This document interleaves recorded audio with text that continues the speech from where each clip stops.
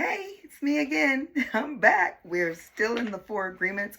We've already went through what each agreement is, and now Don is going to, let me calling them Don like we're good old friends.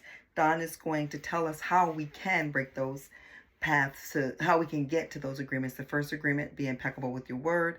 The second agreement, don't take anything anyone does personal. The third agreement, don't make any assumptions. The fourth agreement, do your best at everything. So this is chapter 6. I'm just going to read 10 pages because it's pretty lengthy. So I want to read just a little bit because I want to keep your attention.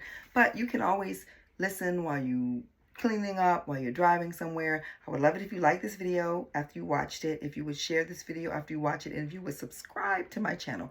Hit that bell notification so you can always hear from me, Tracy Lene. And let's begin. Breaking old agreements.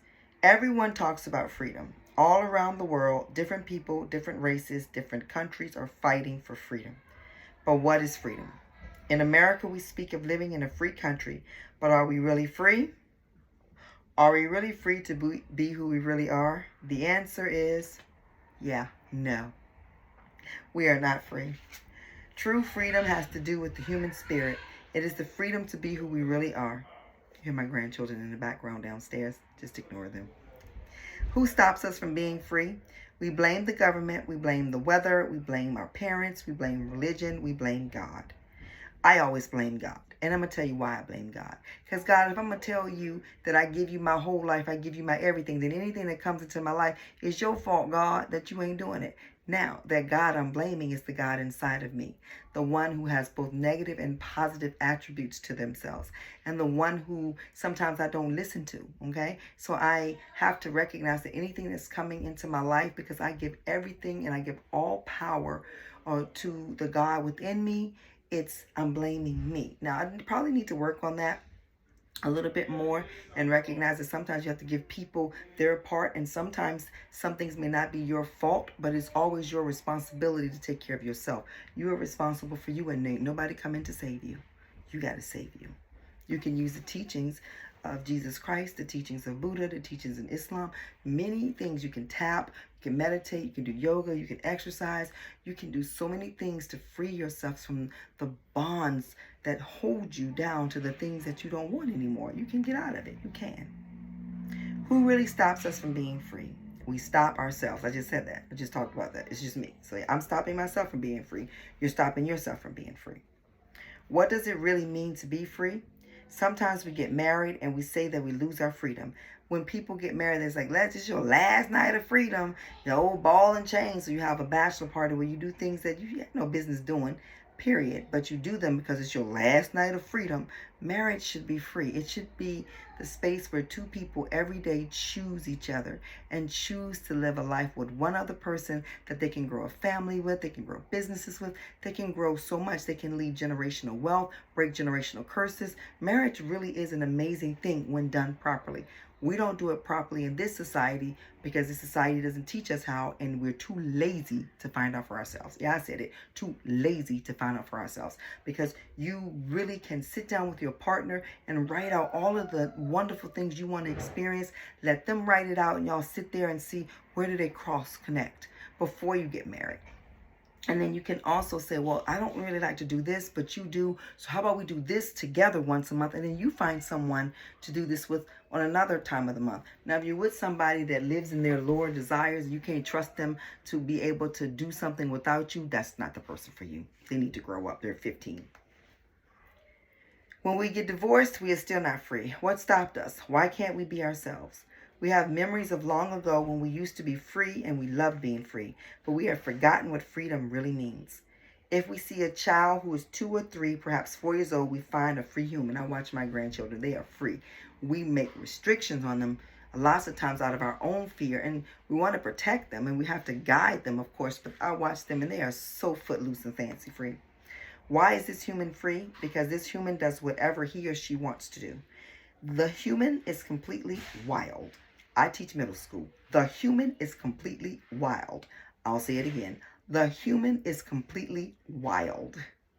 Just like a flower, a tree, or an animal that has not been domesticated, wild.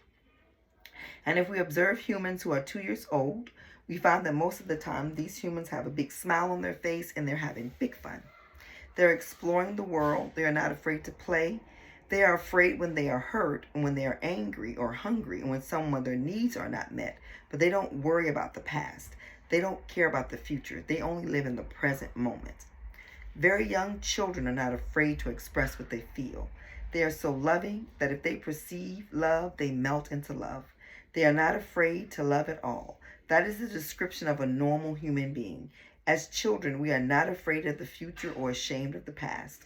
Our normal human tendency is to enjoy life, to play, to explore, to be happy, and to love.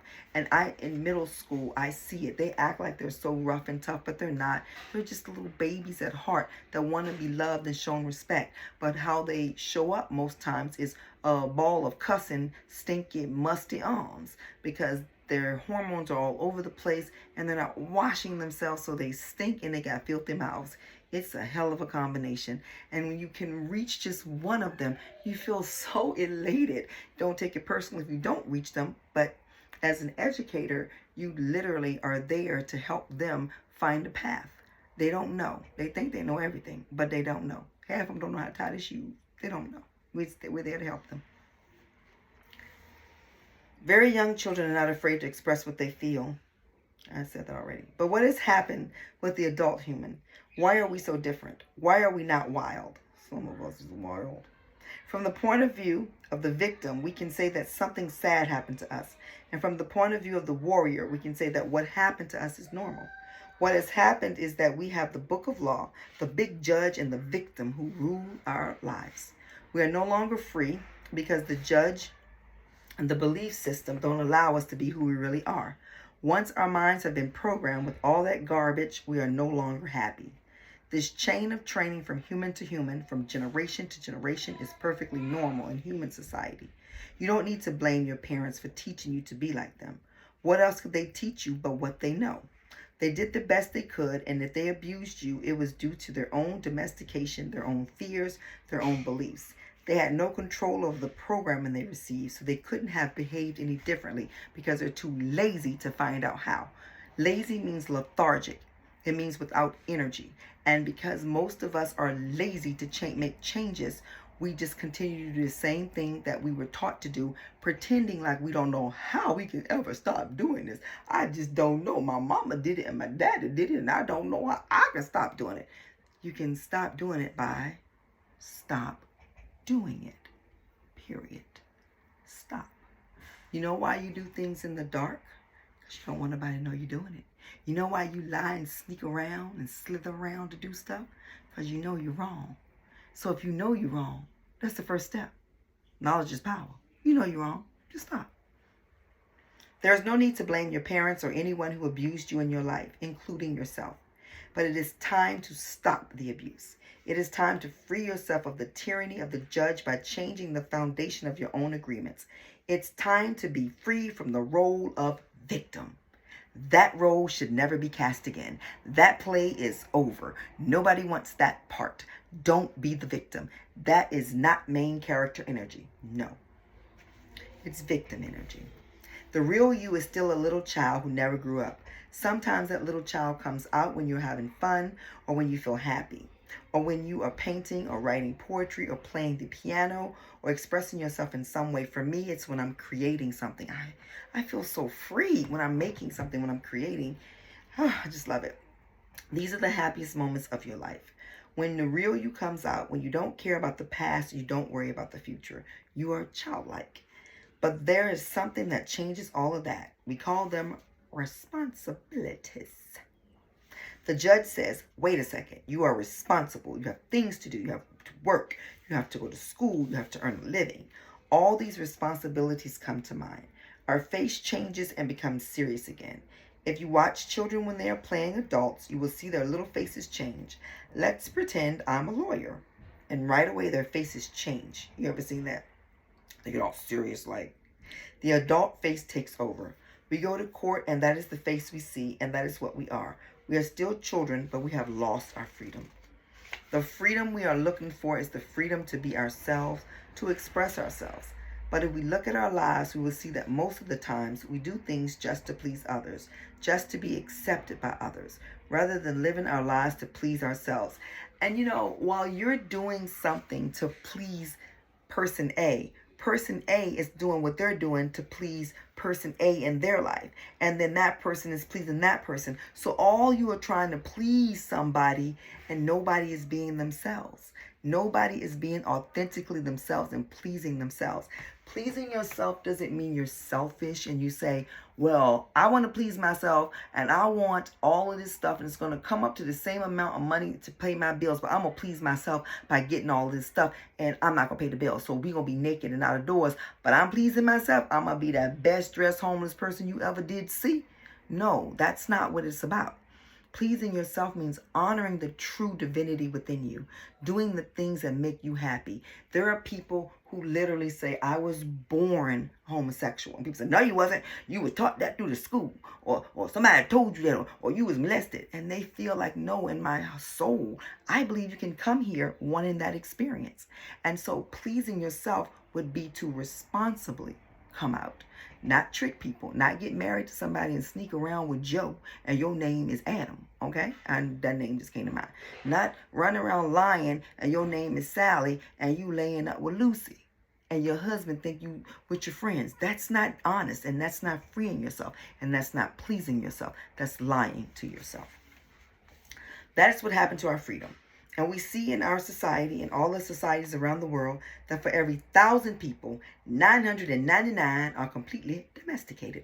That's why people get into Twitter wars and Instagram fights and Facebook feuds over religion, because everybody is right. God damn it, my way is the way, and you're gonna burn in hell for 1,000 motherfucking years if you don't believe the way I tell you to believe. And Muhammad said this, and Buddha said this, and Jesus said this, and you just a stupid, low down, dirty dog, and you're not listening to me.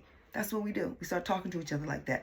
And Buddha, Jesus, Muhammad, all I'm going, oh my God, oh Lord, that filthy mouth they have. Did you teach them that? No, I didn't teach them that. You don't like them. You know, they doing it on their own.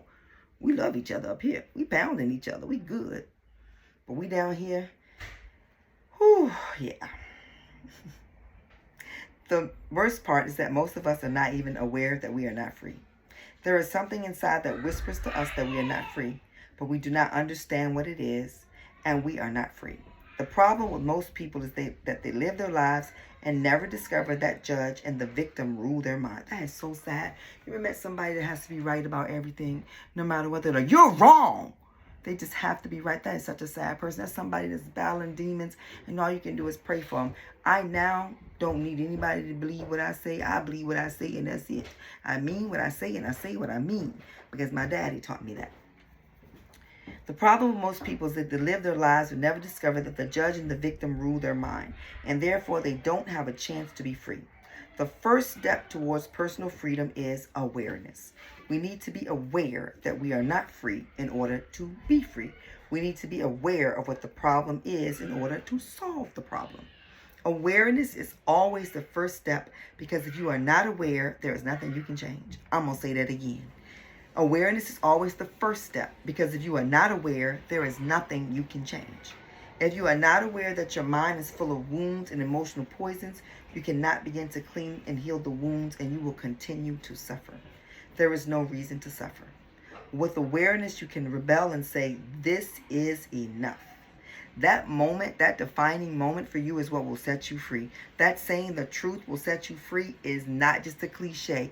The truth will set you free. The truth of who you are, the truth of what you want to do.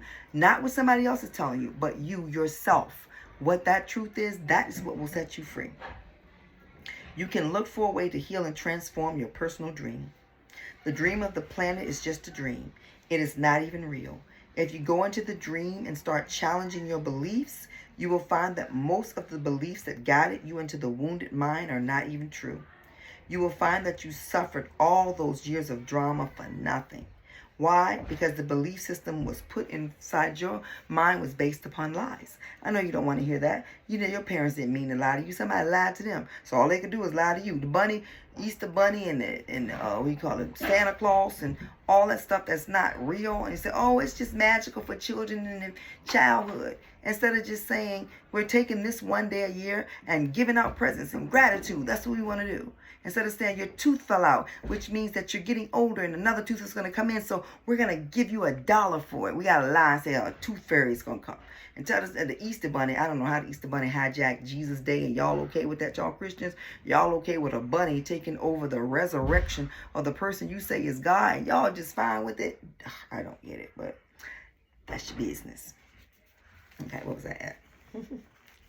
You will find that you suffered all those years of drama for nothing. Why? Because the belief system that was put inside your mind is based on lies. That is why it is important for you to master your own dream. That is why the Toltecs became dream masters. Your life is the manifestation of your dreams. It is an art. And you can change your life anytime if you aren't enjoying the dream. Dream masters create masterpieces of life. They control the dream by making choices. Everything has consequences, and the dream master is aware of the consequences. When you decide the life you want to have, the first step to deciding it is to be aware that it's available to you, that you can have that life. And then get a piece of paper out, take some time to yourself. You're going to need some time for this because this is your life we're talking about. And write out all of the things you want to see in your life. Write them out. Be very clear, very succinct, but you don't need a million words. Just make sure you're wording it the way you want it to be. Because I gave this example before. You could say, I want $1 million.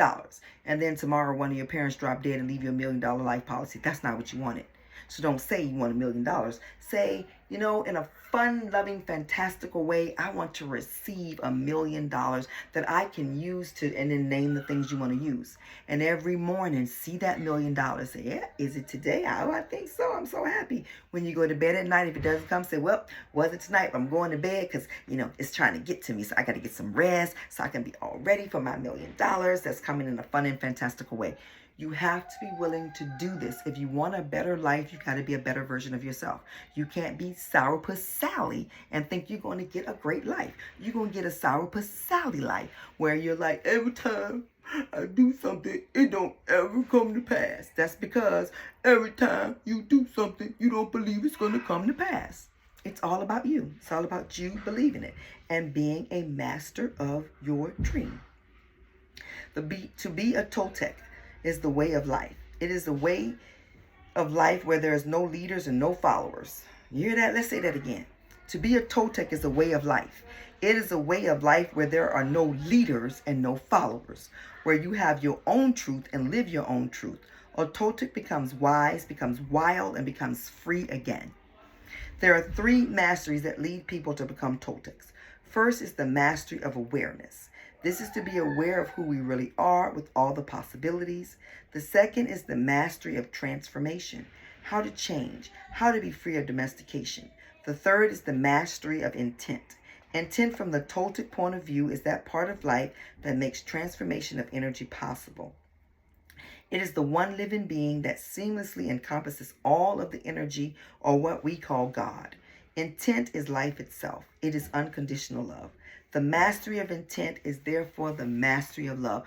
Why do you do what you do? What is your intention behind it? That's what God judges. And by God, I mean that person, that thing, that energy inside of you. That's what's happening. When we talk about the Toltec path to freedom, we find that they have an entire map for breaking free of domestication. They compare the judge, the victim, and the belief system to a parasite that invades the human mind. You know another way you judge? When somebody is telling you something and you don't believe what they're saying and you think they're fanatical, you're judging them. Instead, you say, wow, that's great that you believe that. That's working for you. I love it. I love that for you. Say that. Oh, I love that for you. That's it. You ain't got to say, well, I don't believe that. You don't have to do that. All you got to do is say, I love that for you. That's wonderful for you, period. And if they want to keep going, you have to shut your mouth.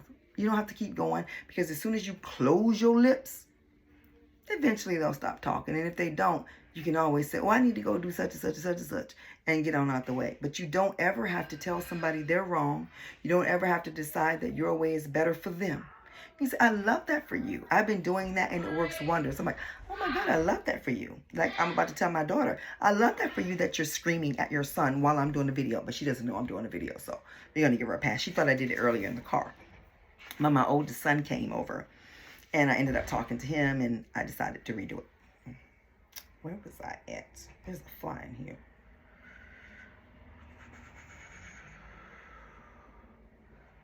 Okay.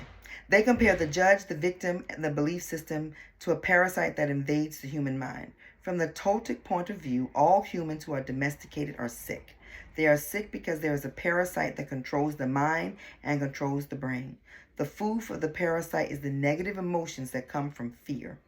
If we look at the description of a parasite, we find that a parasite is a living being who lives off other living beings, sucking their energy without any useful contribution in return and hurting their host little by little. That's what happens when you let people use you. When you let people stay in your life that don't mean you any good, they're like a parasite sucking the life out of you. You've got to decide to let that parasite go. You have to. Or actually, you don't have to decide that. You can just go ahead and let that parasite suck the life out of you. It's up to you. I love that for you. Okay. What is that? Okay. If we look at the description of a parasite, we find that the parasite is a living being who lives off the other living beings, sucking their energy without any useful contribution in return, and hurting their host little by little. The judge, the victim, and the belief system fit this description very well. Together, they comprise a living being made of psychic or emotional energy, and that energy is alive. Of course, it is not material energy, but neither are emotions material energy. Our dreams are not material energy either, but we know that they exist. One function of the brain is to transform material energy into emotional energy. Our brain is the factory of emotions, and we have said that its main function of the mind is to dream. The Toltecs believe that the parasite, the judge, the victim, and the belief system has control of your mind, and it controls your personal dream. The parasite dreams through your mind and lives its life through your body. When you believe something just because somebody else told you that, then now they have two lives and you don't have one. When you believe it because they've said it and you researched it and it feels right for you, that's when you're living. They've given you the beginning of it and then you researched it and found out for yourself that it works. But just taking somebody at base because they told you that God told them to tell you and you go, okay, you can ask God, hey God, did you tell such and such to tell me such and such? And God will say yay or nay. Sometimes God will say, well, that wasn't for you. That was for this, group of people, and it wasn't for you, and it's okay. You can take what you need out of it and keep it moving. Sometimes God will say that. At least that's what God says to me. I can't say what God said to you. Remember, I love that for you. The Toltecs, okay. The parasite dream, it survives on emotions that come from fear and thrives on drama and suffering. Some of us are afraid to go away from the religion that our parents gave us, or even a religion you may have adopted on your own. Once you feel like, well, if I leave this, what if God gonna get me? That concept of God in and of itself is not loving. And then people say, well, God ain't all loving. God will get you. That's man. And I personally believe that is why we get ourselves so wrapped up in foolishness, because we think that God is running around here judging every little thing like Judge Judy, when I think we have an internal system that does all of the things it needs to do. And so you may have an action. I don't think there's some man in the sky going, did she just do that? Because, okay, let me give you an example. I have 28 students. It is impossible for me to tune in on each of their minds at the same time. Okay? It's maybe possible, but I haven't figured out how to do it. So you're saying that God has figured out how to tune in on 8 billion people all at the same time. And I'm saying that there's an internal system that God has put in each of us, and we tune in on ourselves. It's kind of like when you go to the grocery store, the self-checkout line. You don't need a cashier for that. You're checking yourself out. I think that's how it works, but I could be wrong for you. It's right for me. The freedom we seek is to use our own mind and body to live our own life instead of the life of the belief system. When we discover that the mind is controlled by the judge and the victim and the real us is in the corner, we have just two choices. One choice is to keep living the way we are, to surrender to the judge and the victim, to keep living in the dream of the planet. You ever see that flag go by? Or two, the second choice is to do what we did as children. When parents try to domesticate us, we can rebel and say no.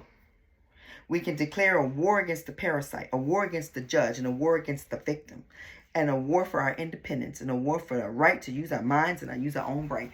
With children, children are doing what you tell them to do because they're afraid of the consequence. When they're not afraid of the consequence, they do what they want to do. And some children wait till you're not around, and they're going to do what they want to do anyway. I believe everybody does whatever they want to do. Doesn't matter. They don't care what it feels like to you. They do what they want to do. They either hide it from you because they don't want you to find out, and that's what children do. So I teach your babies. And I'm in school, and I know you didn't send that girl to school with that filthy mouth and tying that shirt up in the back the way she does and tying them shorts and tucking them all up. I know you didn't send her to school like that. But when she's not around you, that's what she does.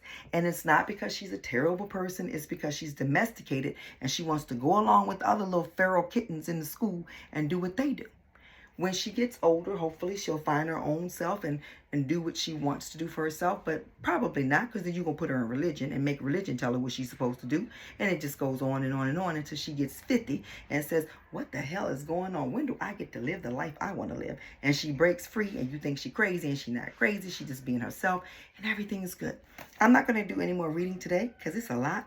And we're at 25 minutes. I'm very grateful for your time, your support. It does mean a lot to me, whether you know it or not. All 70 of you are my world. And I love that you listen to me as I read these books and give my 2 cents. And it's just that, my 2 cents. It's not me telling you how to live your life. It's me reading the book because I think these books are beneficial. And I think they will help you free yourself from the forces that are binding you, that are keeping you from being your authentic self, that are keeping you from smiling and shining so brightly, that are keeping you from wearing your hair any way you want to wear it, whether it's weave, cut off, braided, colored, doing what you want to do. If you want to have lashes that look like Snuffleupagus, you can do that. But are you doing that because you want to do it, or is it part of the domestication? Only you know. I don't know. Only you know. Anyway, join me tomorrow as we continue to read the 4 agreements. I love you. I love you. I love you. Thank you for your time. Like, share, and subscribe. And I will see you tomorrow if the creek don't rise.